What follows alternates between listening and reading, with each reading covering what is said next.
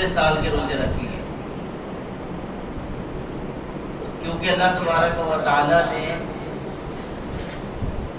یہ اس امت کو اعزاز کے ساتھ نوازا ہے کہ یہ ایک عمل جب کرتے ہیں تو اللہ تبارک و تعالیٰ اس کا 10 گنا عطا فرماتے ہیں۔ ہر نیکی وہ بڑھتے بڑھتے کم از کم 10 گنا تک چلی جاتی ہے۔ تو رمضان المبارک کے 29 یا 30 روزے جب ہم مکمل کرتے ہیں اور اس کے ساتھ 6 روزوں کو مزید شامل کر لیا جائے تو یہ 35 یا 36 روزے بنتے ہیں، جو کہ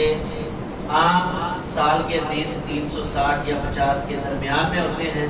تو اس اعتبار سے گویا اس میں پورے سال کے روزے رکھے ہیں۔ اسی طرح نبی کریم صلی اللہ علیہ وسلم نے ہر مہینے 3 روزے ایام 20 کے 13، 14 اور 15 تاریخ چاند کی، ان 3 دنوں کے جو انسان روزے رکھتا ہے تو مہینے میں اوسطاً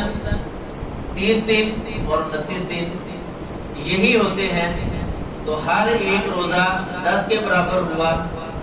تو گویا 3 روزے رکھنے کے ساتھ اس کے مہینے کے یہ بھی روزے مکمل ہو۔ تو یہ اللہ تبارک و تعالیٰ کی طرف سے ہمیں شاندار پیکج ہے، اس سے فائدہ اٹھانا چاہیے، خصوصاً یہ شوال کے روزے رکھ کے رمضان المبارک کے ساتھ، اور پھر کوشش کرنی چاہیے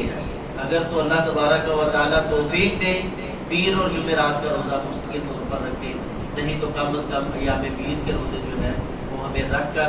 پوری زندگی اپنی روزے کی حالت میں گزارنے کی یہ سعادت ہم حاصل کر سکتے ہیں۔ ہاں جی، کل سے اگر شروع کرتے ہیں ہفتے والے دن سے اگر شروع کریں گے تو 6 روزے آپ کے جمعرات تک مکمل ہو جائیں گے